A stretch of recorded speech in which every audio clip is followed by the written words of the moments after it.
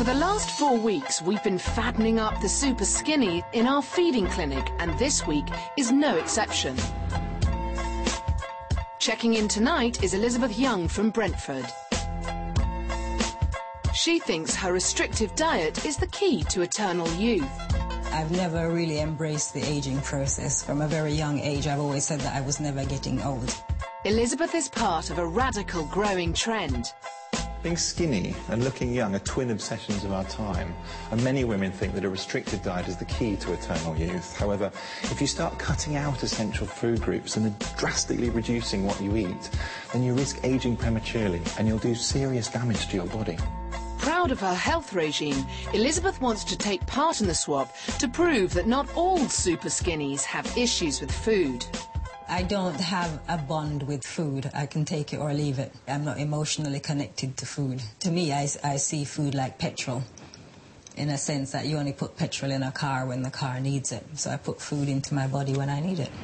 Her anti-aging diet will now come under the spotlight as Dr. Jesson checks Elizabeth into the feeding clinic. You're exactly 5 foot. An average woman of 5 foot should weigh 7 stone 2 pounds.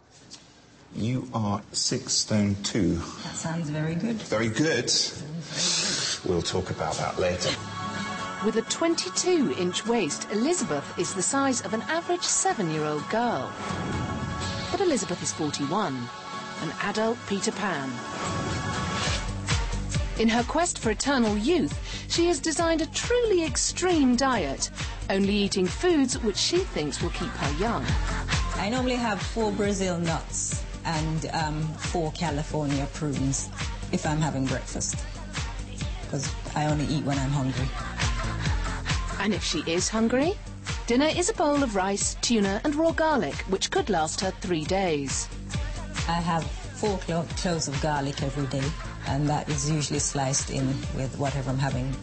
Elizabeth has rigid tests in place to make sure she doesn't put on weight. If I cannot get my fingers around my leg, then I know that I need to do some more exercise or to eat a little bit less. I like being this size. Elizabeth may think her regime is ultra-healthy, but Dr. Jesson is not convinced. You're really quite a lot underweight. I don't think I'm underweight. You don't think you are? Why not? I feel perfectly healthy. What do you think might happen long term if you stay this weight? I think I'll live longer. Do you? Yes. Why do you think that?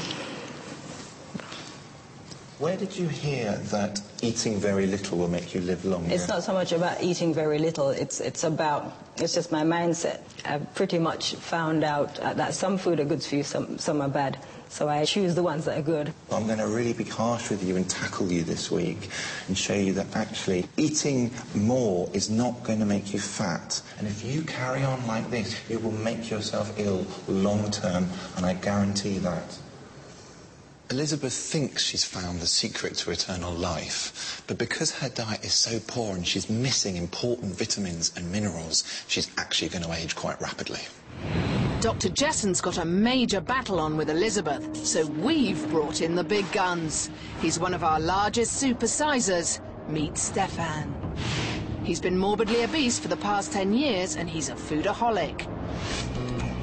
36-year-old Stefan is a milkman who has a serious love affair with food. Oh, I have a very wonderful relationship with food. We're together most times. With 3 a.m. starts, his feeding frenzy begins with an early morning trip to the local bakery. Oh, the smell of Danish pastry and the bread, and it just has me at hello. And that starts my day off, and from then on it's just a downhill tread to destruction. Sausage rolls and cheese, big cream finger bun, and I would feast on crisps and coke and scone, and anything that's eatable gets in my road is just doomed. Over the next 5 days, Stefan will be trying to kick-start Elizabeth's passion for food, as well as calling a halt to his over-amorous relationship. You are 485 pounds exactly. That's a whopping 34 stone 9 pounds, nearly 3 times heavier than his recommended weight. Stefan's waist is more than 3 times the size of Elizabeth's. I've worked out your body mass to be 67. That is the highest body mass I have ever seen in anybody. We would call morbidly obese a body mass of about 50. Morbidly obese means heading for an early grave. You ain't gonna make 40. I'm not ready for dying yet. I've got life in me yet. I've got a drive in me. I want to see my niece grow up. I want to live. They say opposites attract, so with a 28-stone difference and contradictory views on food, could this diet swap be a marriage made in heaven or hell? Well, we're about to find out. It's time for Supersize to meet Superskinny. And Stefan. Elizabeth. Hello, Elizabeth. Hi. How are you? I'm all right. Well, look where we've found ourselves, eh? Oh, my goodness me. So, I'm really, really big. I'm really small, they tell me. Well, 34 stone of sheer... You don't look 34 stone. Do I not look 34 stone? That's fantastic. Do I look 34 stone now? It looks you like wear it this. well. Thanks very much. So, Elizabeth, why are you here? I want to prove that not all skinny people have issues with food. I have the most shocking diet, so I'm really looking forward to yours. God. We are going to have so much fun. Yeah, but I could tell that as soon as I saw him, I read his personality. Yeah, like-minded. Before Dr. Jesson can enlarge Elizabeth and slenderize Stefan, he needs to open their eyes to their extreme eating. This is going to be the first of your big wake-up calls to what I think is a really serious problem that you've both got, okay? And that is your really messed up attitudes to food. This is what you tend to get through in a week for your breakfast. Let's have a look. So this is your dried cereal because you don't have milk with it. You have orange juice, that's the banana. Half a banana. And I bet there's some nuts coming in because I remember you have Brazil nuts as well, don't you? Yeah. That's an entire week's worth of breakfast. Let's move on to lunches now. Do you like garlic?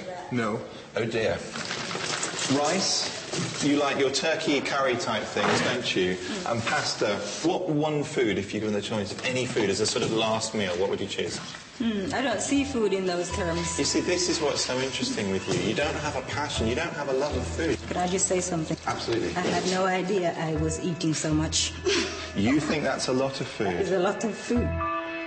Elizabeth may think this is a large amount of food, but a woman's typical recommended daily intake is 2,000 calories.